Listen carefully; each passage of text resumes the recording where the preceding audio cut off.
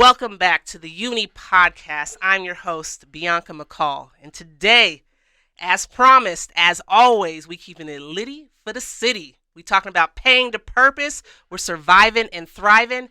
Today, I want you to get your Google out, okay? I want you to get your Safari searches on, okay? Because I need you to recognize, UNNI audience, that we have another queen in the building, all right? Today, we got actress, we got singer, dancer, TV host. You might have seen her freestyling on Wildin' Out. We have Porscha Coleman on the UNNI Podcast taking us to the next level, y'all. Miss Porscha. Hey, I'm in the building. Please, How are please. You? Okay, for the UNNI audience members that are still acting like they don't know, I need you to tell them who the F you is, Porscha. Oh, what? You want me to quote my resume? You want my Googler? Man, let us know. Man, you're taking time out. You're taking time out. I know you're busy. You're working on stuff right now. So it's all good. Yeah, let us know. You know, I love to say, I guess it depends on what someone watches because I've been on everything. It's just a matter of if you caught it. So if you watched growing up, you could have seen me on the Parkers, my wife and kids. Yes. You could have seen me on Janky Promoters as a dancer. You might have seen me on Maury or Hollywood Today Live as a host. Then you might have caught me on Silicon Valley as a dancer / actress. Then you're going to see me on Netflix in April on a show with Jamie Foxx. So it just depends on what you watching. But you're right. I've been everywhere in the best way. I'm in voiceovers in video games and your favorite video game, Anthem, if you play those. What? I'm the voice that you're hearing and maybe the girl that's actually doing the motion capture. So yeah. I do a lot. So you just brought gamers. You just brought gamers to the show. All right. I did. Got to bring the gamers. Yeah. Star Wars Squadrons I did. Anthem. I'm the voiceover and narrator person in that. So yeah, my credits are pretty deep in different areas. So it depends on what you've seen. Like you said, you've seen Wildin' Out. You saw me tossing some jokes, you know, so it depends. Yeah. No, I love it. And you know, not to exclude, because I'm all about inclusion. I'm all about diversity, things that we talk about on the UNNI Podcast. It transcends race, culture, all of that. But I got to say, especially since the inauguration, I've been feeling some girl magic. You know what I mean? And so, man having you on here. Isn't it like such a weight? Man. It's like such a weight that's been like lifted, right? Don't you feel like it's just... I literally all day long, all I was singing was, "Can you feel a brand new day?" Yeah, I love it. I was getting my Diana Ross on. Yes. It was just a weight that was lifted, you know, in so many ways. You know, Agent Orange was pretty brutal. So, Agent Orange. You know, it's like, it's different. It's like, now we have, you know, people in office that at least care. Yeah. You know, it's not a matter if you're a Democrat or a Republican. It's like human life and caring for us individuals as human beings are what's more important right now. And I think that's what we need, especially during this pandemic and during COVID-19, where it's killed almost, 450,000 people. Like the last thing we need is division. We need unity and now diversity, even in the cabinet. It's like the most diverse cabinet we've ever seen. From a woman, Kamala Harris being the first, like Black and Asian woman to be vice president is like unheard of. And then now there's, members in the House that are of different races and cultures. I know we have now a transgender that's in there. Yes. It's like we would have never been looking at this 100 years ago or even 50 years ago. So I'm just happy to be alive in this time now where so many things are changing and the diversity is incredible. And now it's like we all can reunite back because he was doing just the opposite. Absolutely. Man, so since we started off on this topic, I definitely want to bring up a conversation that I've recently had quite a bit, and that is responses from Super Bowl, right? From the Super Bowl. Yes. So unless you're living under a rock, unless you just refuse to watch the game, right? I felt like the messaging, right, from the Super Bowl was just so deep and pretty consistent with messages of, like what you just said, inclusion, diversity, compassion, community, all of that. And we saw a lot of, I'm going to say colorful folks, and not to revert back to how we called like Black community like colored before. I'm not saying colored like it's that. So bad, right? Yeah. Not trying to go there. But I'm saying colorful, like women. We saw, commercial with paraplegic, Olympian. We saw, just everywhere. We saw from different genres of music. We saw, actors and just everybody coming together, and really saying, the you know what? Woman referee. Right. The first referee on the field as a woman calling shots. It was just like, what? Right. Like, we are, like you said, living in a time now that couldn't be any better. So, yeah, the Super Bowl was definitely, even like you said, the commercials, that's what I live for. Even though I'm a big sports girl, my brother played pro football. I know the game. I love the game. But I was sitting there watching just everything that they had to bring to the table. And it's just like, I'm so glad that now advertisers and companies are understanding, like, this is what our offices look like. So why would we not represent this in commercials? Right. Like, that's what people want to see. Right. So I'm just so glad that they're also, following suit, because a long time ago, it's like growing up as an actress, I was the only Black girl in everything because you can only have one. Right. Right. So now to see, like, shows and commercials where it's like, it is diverse, whether it's, Asian, whether it's Black, whether it's Latino, it is representing what the world looks like, which is diverse. The world is diverse. Yes. So, yes. So let's go right into it. You're talking about, growing up early on in your career, being the only Black girl. Let's go right into what challenges you face, because I know for myself, just being a businesswoman myself, it is not easy. Especially for Black women, it is not easy. You got to work 10 times, 20 times, 1,000 times harder, to get to where you are. And so taking us back to the beginning stages, what was life like for Porscha Coleman? Yeah, beginning stages, I guess growing up, I'm born and raised in Los Angeles, California. So if people that live in LA, they'll know it's called the Valley. The Valley is like one of the biggest spots in LA. It's the San Fernando Valley. So I am technically a Valley girl. You watch Clueless, you watch the Beverly Hills. Oh my God, 818. Yeah, that's exactly. You were Stacey Dash in it, huh? Stacey Dash. Yes, Chris, all day long. Okay, so I was the Black girl at the all Christian school. There was two of us. And I'm still friends with the other girl to this day, a friend of mine named Brittany. And we were the only ones there on my block. I was born in Van Nuys and I was raised in North Hollywood. And I was the Black girl on the block. So, I'd be the girl playing with, my white neighbors and the little kids. And it's like, I didn't see anything that was wrong because that's just what I grew up in and what I understood. And then when you get a little older, then I went to junior high school and it was like, all walks of life that were there because they used to bus in kids from different schools. So I'm the Valley girl. They were busing in girls from Compton, from Gardena, from like everywhere. And I'm like, yo, like what? Like there's like people around because, it's like in the Valley was very, how do you say it? It was kind of white, and I didn't know any different. But when you go to a school and especially when you're growing up in entertainment and you're seeing sets where you're like, you're the only one. Yeah. You hear about them having other, I'm like, oh yeah, I know a lot of Black people, but they're not on the set. Right. So it's like, as time kind of went on, it was like, oh, there's two Black, wow, there's another Black girl here. Yeah. Oh wow, it's more. Fast forward all the way till these years later, it's like, now they want you to be of color. Like the breakdown specifically say multi-ethnic, multiracial, whatever you want it to be. So growing up, it was different. I never felt any different because I didn't know any different, but I loved growing up and going in, to a school where we had drill team and it was girls from everywhere that I commingled with, like Latina girls. And I wish that schools would do that even more now because that's when the school system was a little different. They had more money and budget. Yeah. So if you wanted to go to a certain school, they would have the school bus come and get you. If you lived in that district, you could go there, but they would take you to the district that you wanted to be in for whatever you did. And ours was a performing arts school. So we had people that were gifted and talented going to our school specifically. And I'm blessed to say that I went to school with a lot of people that were multiracial and my teachers were multiracial. My math teacher was Indian and it was like, he had the funniest accent. His name was Mr. Abby Ba. So he'd be like, hello, today we have our class students. And it was like, I was just loving his accent because I've always been doing dialects growing up as a kid. And I just remember just loving how multi-ethnic the school was compared to my elementary school. And it was like, it was all white, So I think as times started to change, you did see more diversity. And I think that's a reflection of what's happening today. If you look from 20 or 30 years ago, it's totally different than what it was now. And I can't imagine in 20 years from now what it's going to be like. Yeah. No, man, I love your energy. I love the positive vibes that I'm getting, even as you're just sharing your stories. So as you're telling your story, I'm thinking to myself and I'm relating myself, right? Because I grew up in a predominantly white neighborhood community.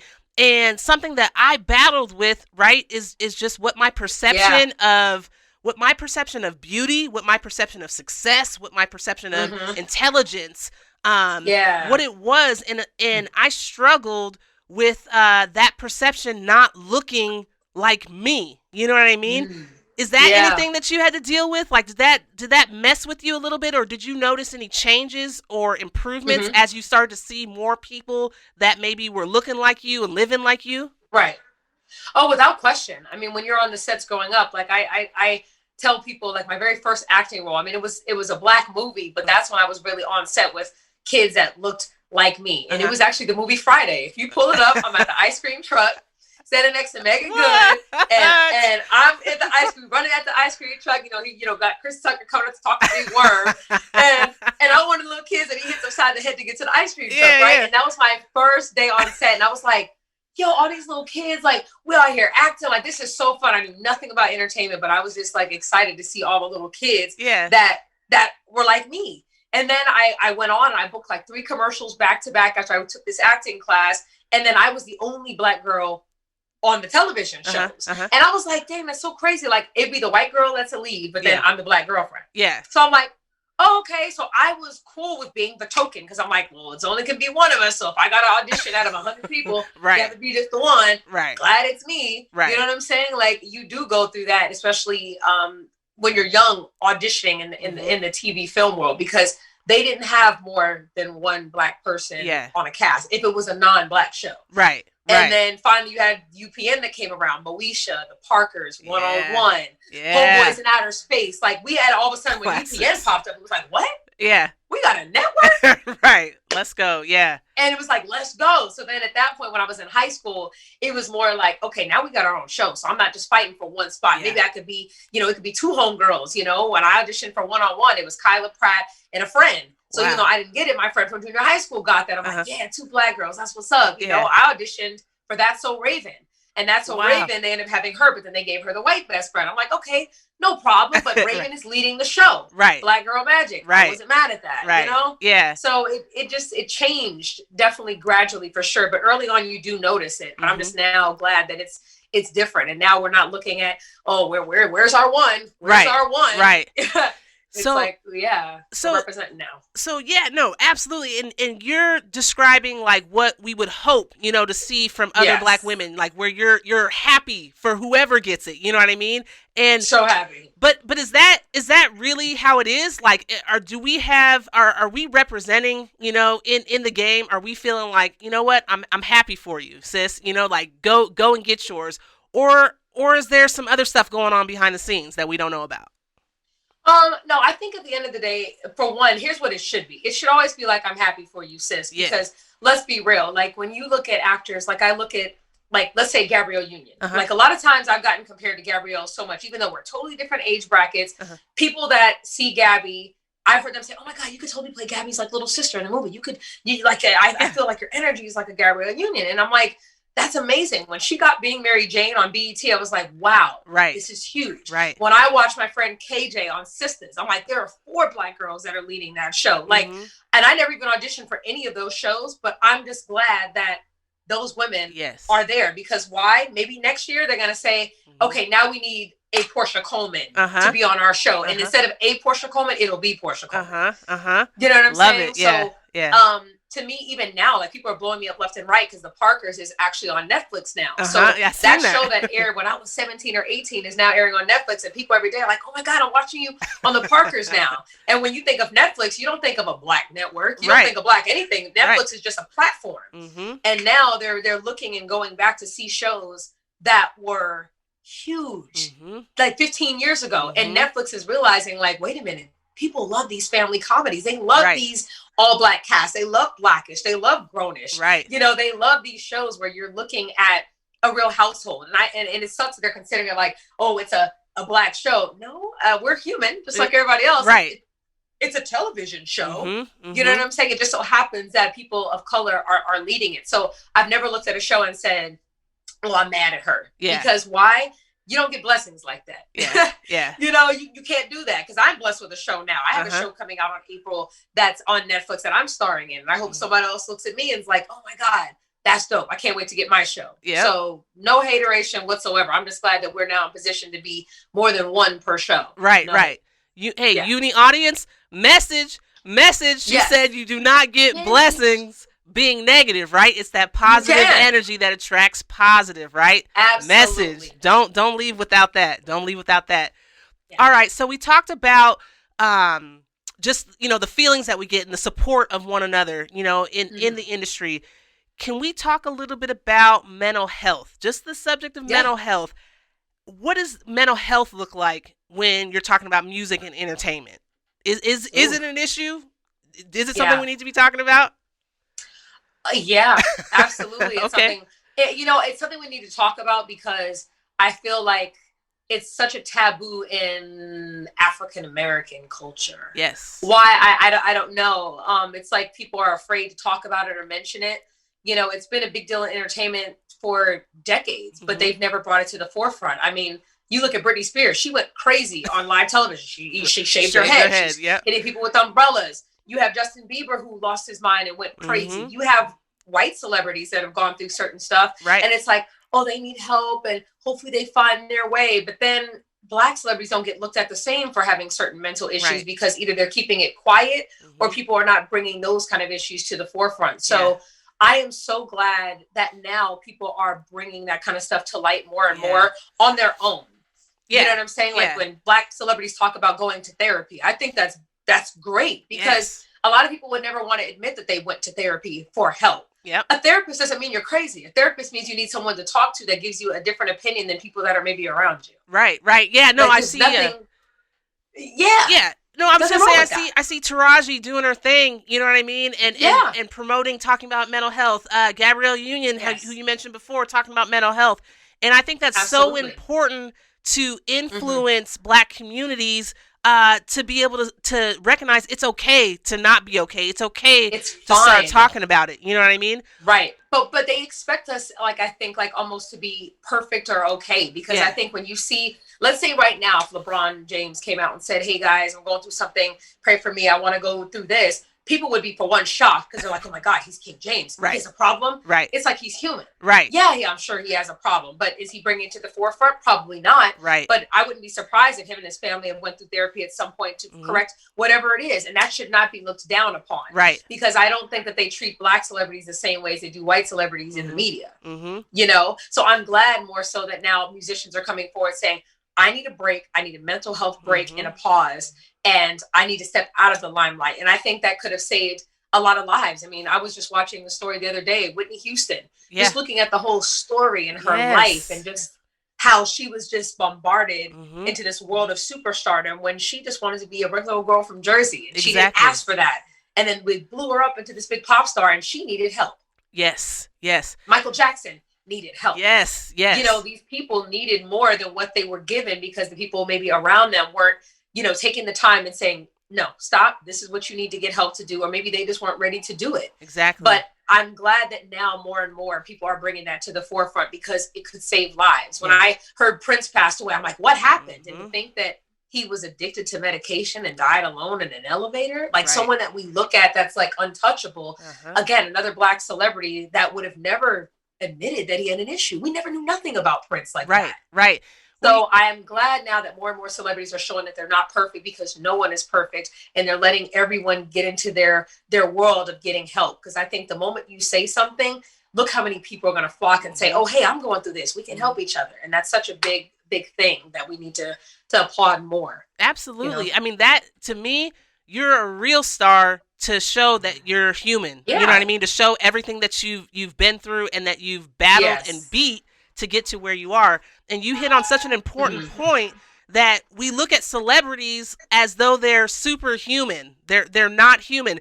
And we impose that onto them. They don't ask for it. You know what I mean? They don't ask for it. We in our own minds, and that's pretty dysfunctional. You know what I mean? That we put people on this pedestal and say you're not human. That's stupid. Yeah. And really, like I said before, the true stardom is the fact that you are human. The fact that you have experienced triumph over these things. Perfect example. Yeah. The days of perfection, I think, are done in regards to how stuff is now. When you looked at the average pop star 15, 20 years ago, like you said, the Whitney Houstons or even the Justin Timberlakes, Britney Spears, everything was perfect. The abs had to be perfect. Their look had to be perfect. They couldn't make a wrong move. Everything had to be perfection.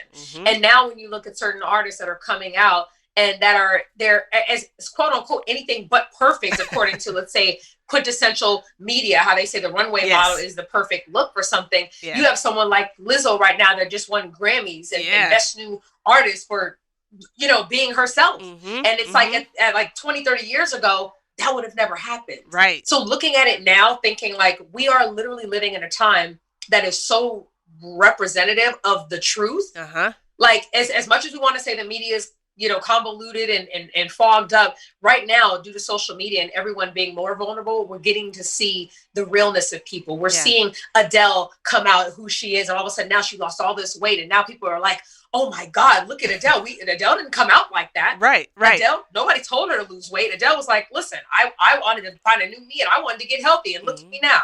And they're applauding her for it, you know, and some people might be hating on it, but the fact that she's going through these steps and that we're seeing people on their social media talk about their issues in front of Instagram Live, Facebook Live, Facebook Watch. When I watched Jada Pinkett Smith and her mom and Willow on that show, it's mind blowing just to see how they bring their issues to the forefront. Because I would never think someone like Will and Jada would be sitting down at Red Table Talk talking about their marriage. Like, you would never think that, but the fact that they opened up their audience to show, hey, we're not perfect. We have marriage issues just like you guys have. It makes people more relatable, and I think makes fans love them even more. Absolutely. Absolutely. So before we jumped online, we were talking about just the years that we were born. We're both 80s babies, you know what I mean? And I'm just recently starting to feel like I'm getting a little older. Okay, I'm getting a little older. No. I know. For me, you know, I'm let it hit you. I'm Stay trying. Away from the light. I'm trying. So, but where I'm going with this is that, you know, there's a whole generation of young people right now that are struggling. Okay. So we look at the pandemic, and you mentioned how things have drastically changed during this pandemic. When we look at it, we see thousands of more people, hundreds of thousands more people that are dying due to complications, if you will, related to mental health, right? So anxiety, depressions, things like that. We're seeing in Black communities and Indigenous communities and what is termed people of color communities, but really talking about Latino communities, LGBTQ+. We're seeing 40% of those increases are represented by those communities. And then when we look even deeper, we're seeing that our young people are the ones that are having the alarming increases in suicide rates. We have in the state of Nevada, okay, during the pandemic, we had a child as young as 6 years old die by suicide. And to me, I'm like, how is a 6-year-old, you know, overwhelmed to that degree with mental dis-ease? So I say all this to say that as I'm fighting the light, as you put it, you know, and trying not to think of myself as old and done, right? I want to know what you think about how do we craft a message that reaches young people, the people that are really struggling right now. How do we craft a message for them to hold on or to you know, put effort and energy towards turning that pain into some purpose? Right. I love that. Pain into purpose. Speaking of that, what you just mentioned, I saw this boy just the other day, and his parents were, you know, on one of the news outlets crying. He committed suicide because he thought he owed almost, you know, over $500,000 to Robinhood because he invested wrong in stocks. And coming to find out, it was nothing but a computer glitch, but he took his life over something that he thought was real. Right. So I think for us, like, I'm actually a millennial in the millennial age. I've grown up in a time where it's like we were pre-cell phone. You know, it was it was the pager. You know, we had the pagers. Two-way. It was the two-way pager. It was like my mom would get a casting, you know, all of a sudden I get a little boop, boop, boop, and I gotta go to the office to go return a page. I think we have to let kids know that what's happening now is not permanent. And I think kids are so into a quick fix right now that they have no patience. I think as people of a certain age, we have patience because we know stuff doesn't happen overnight. Right. But in this world of social media, internet, in this world, they think everything happens tomorrow. Like, I'm supposed to be famous tomorrow. Right. Like, what do you mean? Like, I posted this video on Instagram and didn't get this many likes. I should be famous by now. Yeah. Like, I literally talked to kids and people and heard their reality of what they feel is success. Right. And everyone seems to feel success is fame. Mm-hmm. And being famous does not mean you're successful. Right. Because the same people that you're looking at that are famous are broke. Mm-hmm. Not everyone that is rich is popular. Right. So if you look at the guy walking down the street, he probably has the most money, but he's not popular. Nobody knows him, but he's fine because he's good with what he has. Mm-hmm. But now this generation just seems to feel like that quick fix Kardashian, I need to be popping now, selling a whole bunch of stuff online, and I need to be relevant tomorrow. They feel that equates to success. And when they don't get it, they're turning to drug abuse. They're turning to alcohol. They're turning to things that are quick fixes. Mm-hmm. You know, mm-hmm. I've lived a natural life. I don't drink. I don't smoke. I never have. I just don't. It doesn't mix with my zen, as you say. I've tried different things. I don't like it.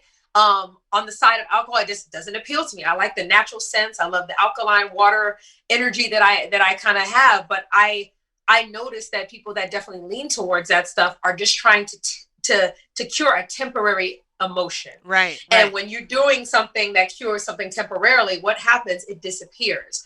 So the moment that you're overlooking the root cause of something, which is either depression or anxiety or anything that you're going through, and you're masking it up with all the stuff on top. Yeah. Once those things go away, you're going to be back into the same way that you felt before.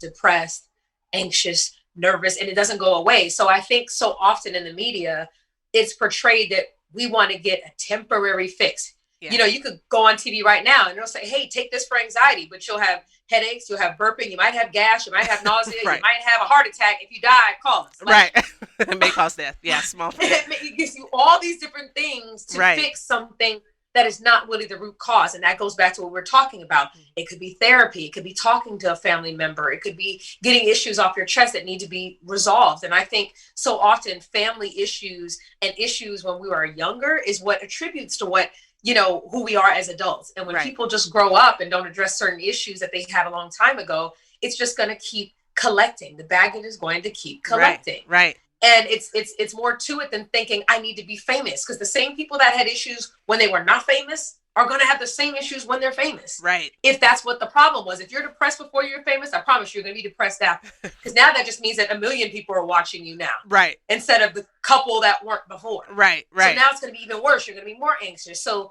you have to look at the root cause and see how to try to best fit your, you know, not self-diagnose per se, but you have to just sit down and be by yourself and understand what you might need to get help. And I think a lot of times people are not willing to do that because they feel like they're going to be looked down upon. And there's nothing to fear by going to get help, because people are professionals for a reason. Right.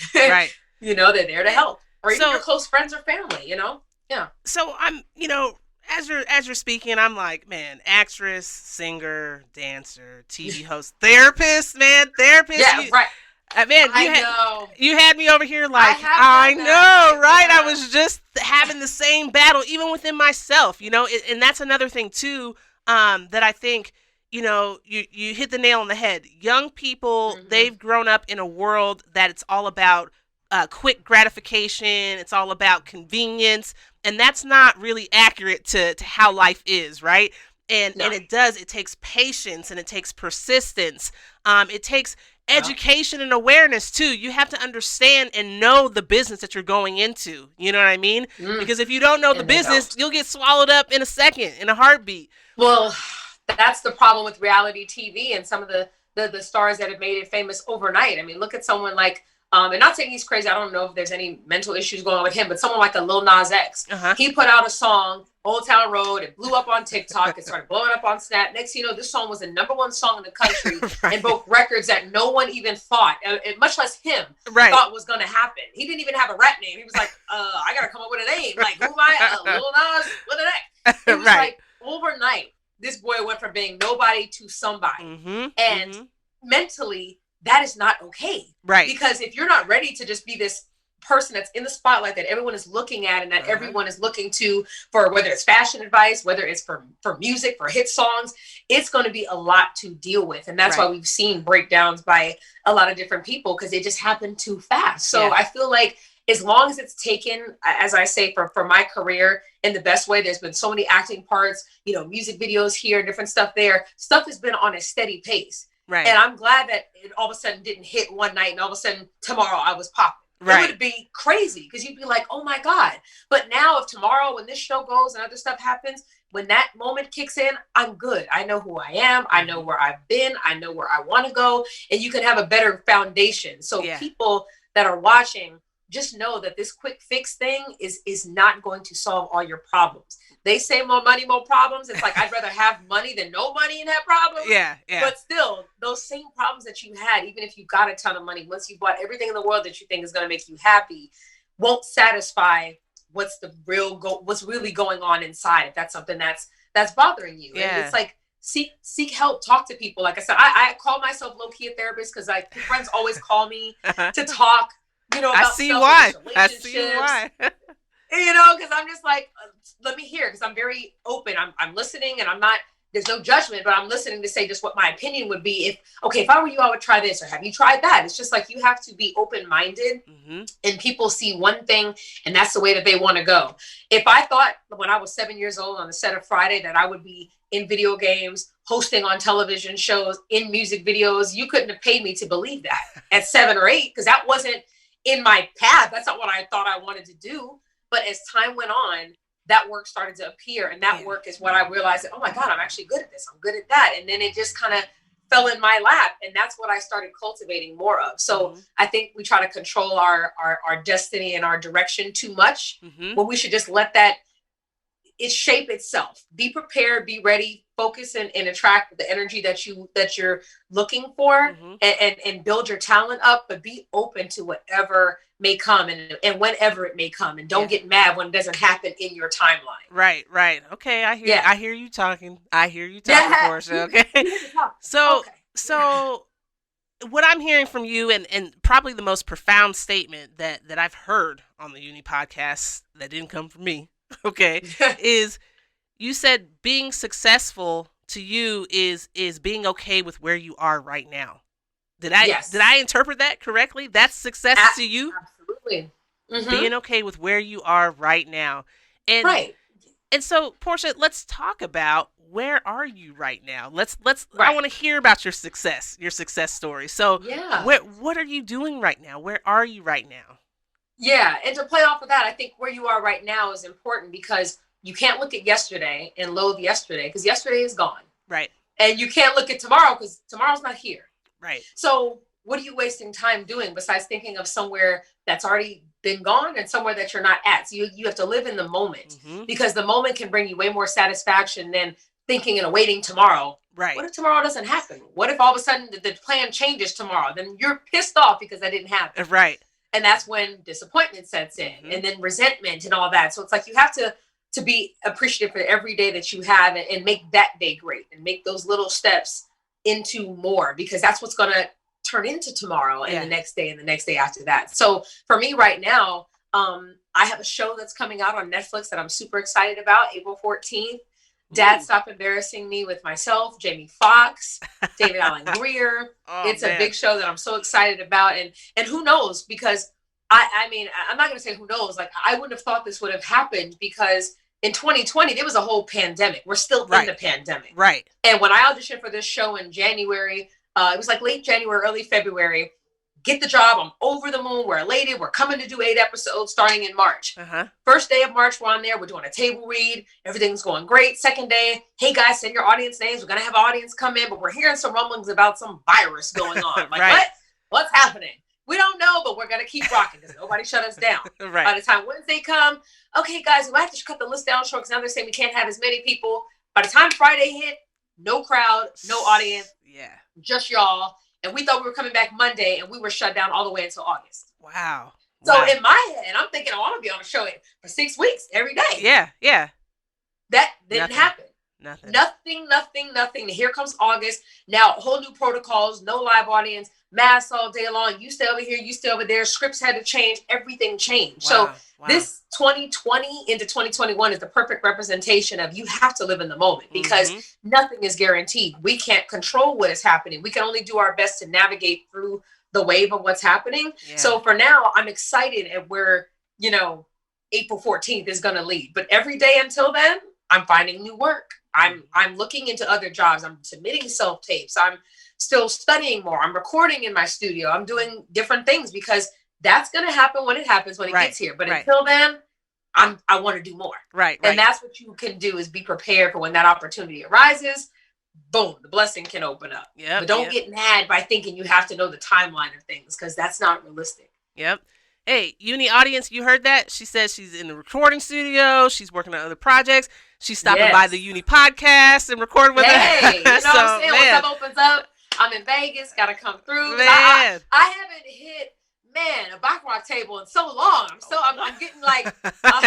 I hit a craps table. I'm like going crazy. So yes, when I'm out in Vegas, after when it's over, I gotta come through and say what's up in person. Yes, for sure. Yeah. See, find us at GTV Radio. We in here. I love it. Yes. So something else that you said with regards to young people, and I think for all people, young and old, anybody who's really struggling and maybe even experiencing, that taboo word that we term suicidality. Right?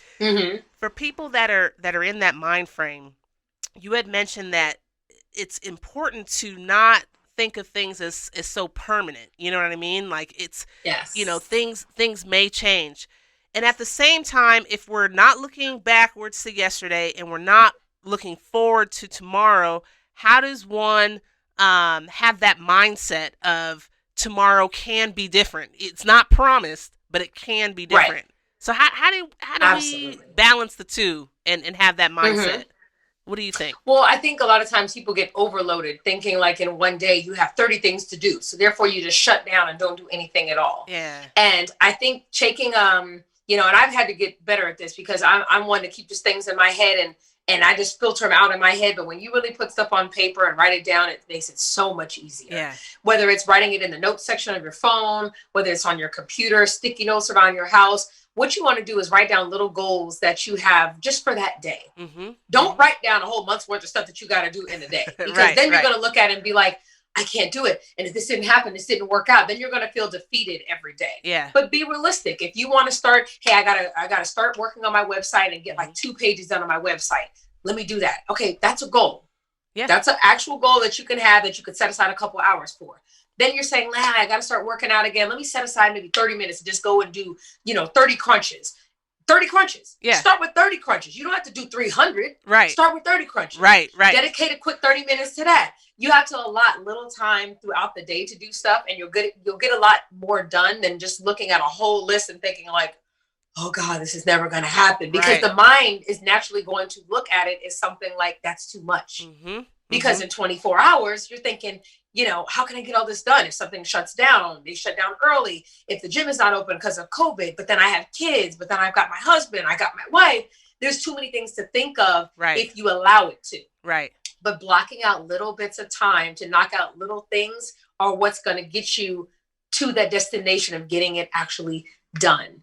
And you have to know that, like I said, tomorrow is not promised and nothing is permanent. To me, the only thing in life is death that's permanent. Right. Because tomorrow can bring anything. And I love knowing that I can wake up tomorrow and say, okay, Dan, what's happening tomorrow? And all of a sudden I get a call from my agency. Hey, you got a self-tape for Insecure.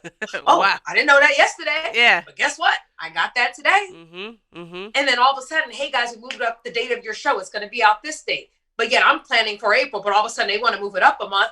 Now my whole thing has to change because of something else that adjusted. So just never be stuck on facts or details because they can always change. And know that that's a blessing, is that stuff can always change. So it can change for good. Right. Know that anything can always change for the good. So I hurt when I saw that boy killed himself because his mother was like, it was an error on the computer. He emailed 5 times that night to try to figure out what was going on. And it was an error on the computer. And they said, by the time that this poor boy took his life, by the time he would have woken up, he would have saw the email saying that this was just a computer glitch. Yeah. We're sorry. Yeah, no, but he didn't wait that time. I read that too. And he's no longer here. Yeah. And that's sad. Yeah. Yeah. No, I read that too. And you know, something that you're saying, what messages are kind of flying across my mind is, you know, be instead of do. Sometimes that's where that patient needs to come in. That patience needs to come in is instead of doing, trying to correct or respond to something that excites like this intense emotion. Sometimes you just have to be. You know what I mean? And be positive is kind of that next step. You know. And then something else that ran across my mind is I just had a conversation with Mr. Livio Harris, and he stopped by the podcast. I know Livio. He stopped by the podcast. For those that are inquiring, I call Livio Mr. White Suit Man, because anytime you see Livio, get him. Livio, white hat and white suit. I've never seen him in any other color. I've known Livio over 10 years. I've never seen him in any other color but white. So clearly his vibration is all it's white and it's zen. That's all he rocks. And that's his zen. Yes. and he stopped by the podcast wearing a white hat. He had on some orange to pop, but Mr. White Suit. That's right. Always shout out to Livio. It's all white. Yep. Livio. Well, he dropped some knowledge, and he was like, you know, I would really just encourage people to not live beyond their means, and talking about kind of the financial causes for people to have some mental health struggles. So I actually asked him this, and we left it kind of open, you know, for interpretation, but you just really like took us full circle with it.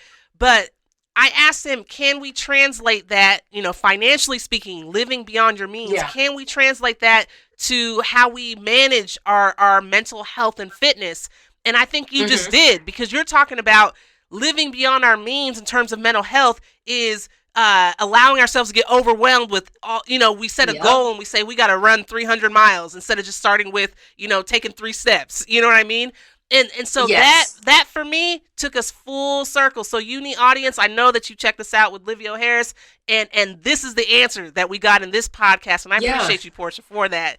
But it's small steps. Yeah. The little steps. I mean, even when it comes to money and finances, it's like stuff can always change. And like when they say people live beyond their means, it's like, don't make, you know, money promises on something that might come in, because if it doesn't, then all of a sudden you're set back. So you have to just plan and know that where you are now is not permanent, but you also can know that tomorrow can change. And I always look at the glass as half full. It's not half empty, because you still have juice in there. So why are you mad that it's not all the way to the top? Right. And that's what people worry about so much, is not being all the way at the top where they feel they should be. When it's like, truth be told, it's like, the timing, we're not in control of this world. I don't, whether people want to believe, like I said, I believe in God. That's who I believe and who I feel is real. But if you believe, whether it's, if you're Buddhist, whether it's, you know, whatever you believe in, whether it's Allah, there's someone that is above, there's a higher power that's controlling things, and that is in charge. So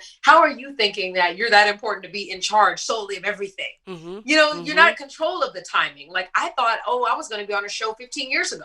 Yeah, I thought I was going to be on one-on-one. I thought I might be a regular on this show, and stuff happens. Stuff happened. But I didn't sit here and say, okay, now I didn't get the show I wanted, so I'm going to stop acting. Right. No, because I have a show coming out in 2 months.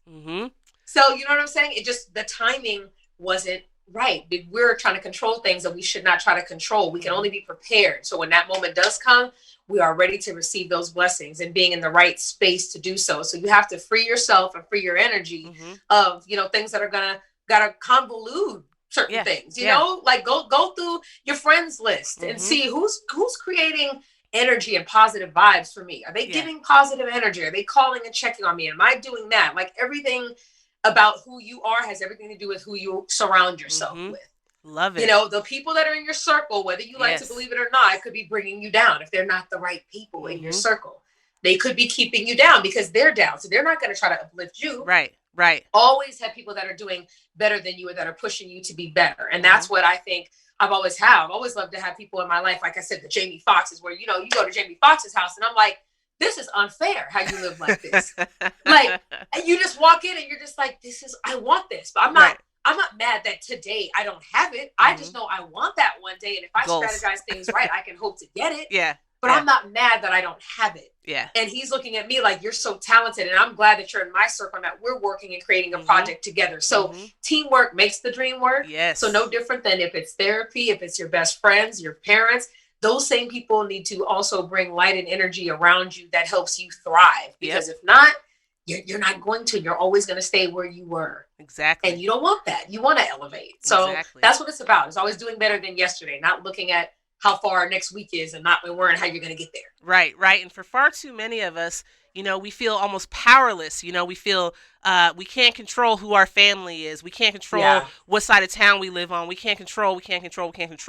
2021 is about taking control because we do have power over who our community is. You know what I mean? Yes. Who we relate to, who we surround ourselves by. We have absolute power and control over that. So it's all about creating your community. You know what I mean? Because that community is going to be your lifeline. You know what I mean? To help you get through the ups, the downs, and what have you. So love it, man. I love the message. I love the energy.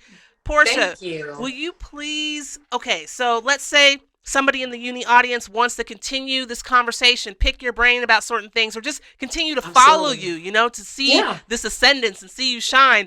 How do they find you? What are your handles and stuff like that on social media? Absolutely. You guys can legally stalk me at these sites. So you can definitely stalk, follow, chat with me. All my handles for Twitter, Facebook, and Instagram are Porscha Coleman, Porscha Coleman.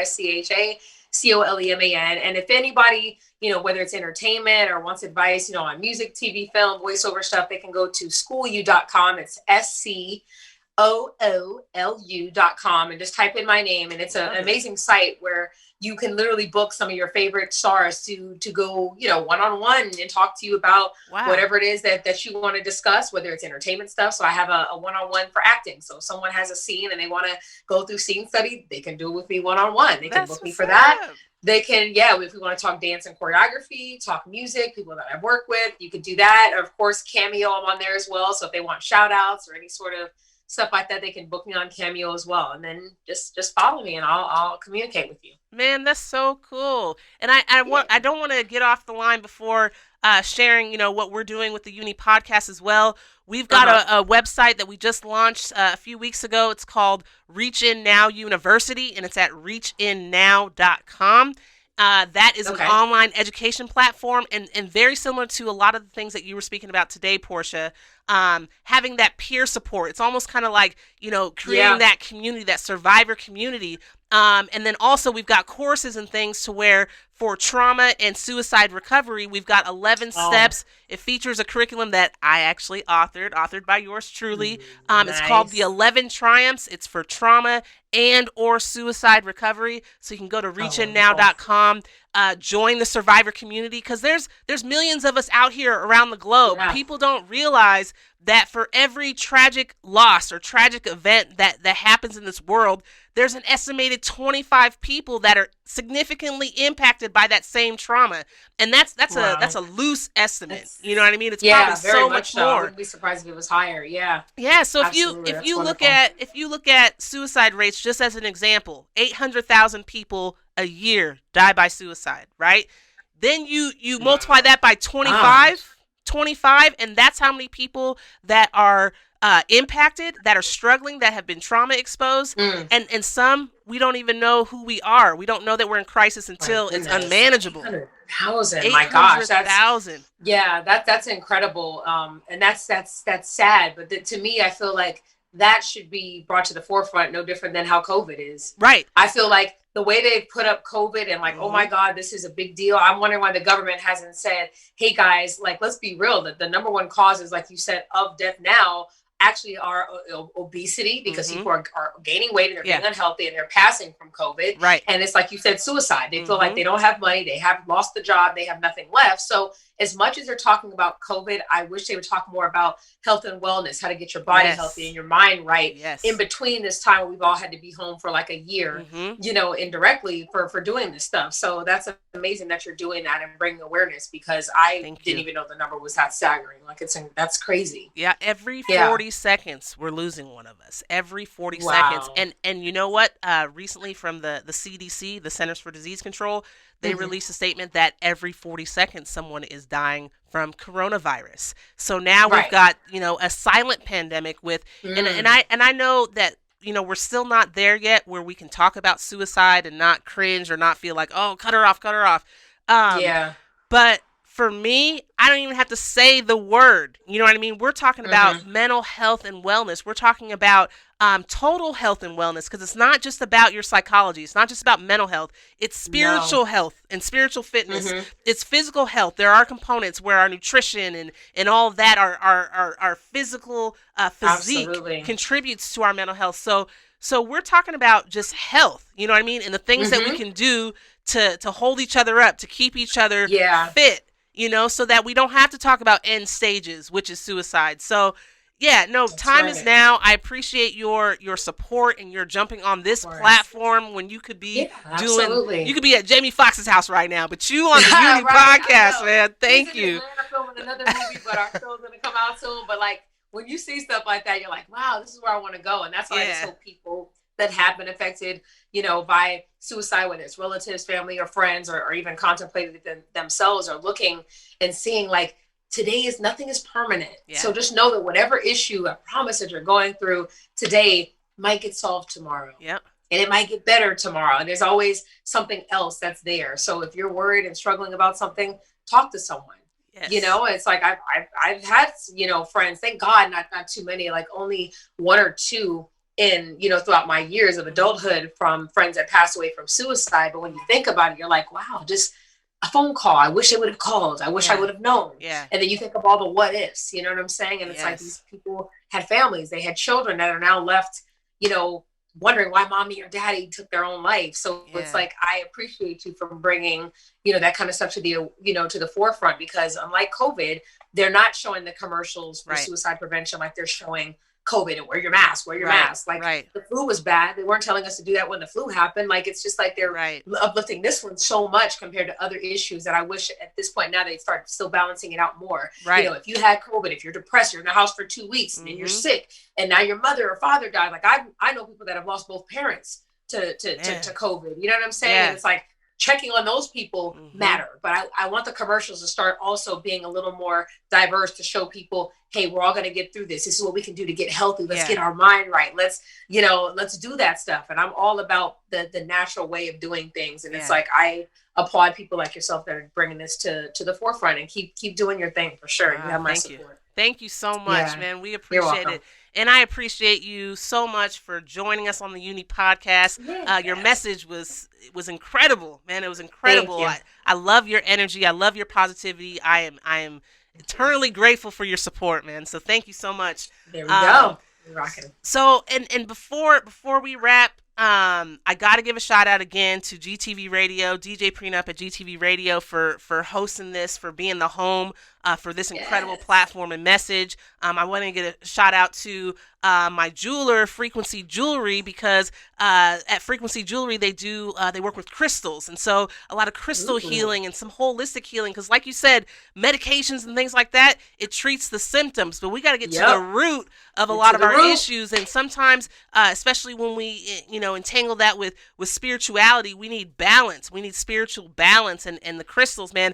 I was not a believer before I got linked up with Frequency Jewelry, and then I started putting on the crystals and stuff like that. I was like, man, chakras is in line. Like, I'm feeling great. So shout out to Frequency, awesome. Shout out to GTV Radio, and all of our community partners that support the UNNI Podcast. I'm going to take Porscha's advice. I'm going to keep it pushing. I'm going to keep pushing this message for all of us to just be healthy, to be fit, to uplift one another, to be proud and in support of one another. I love it. It's a beautiful message. Thank you so much, Porscha, for joining us. You're absolutely welcome. You got to come back. You got to come back. You guys.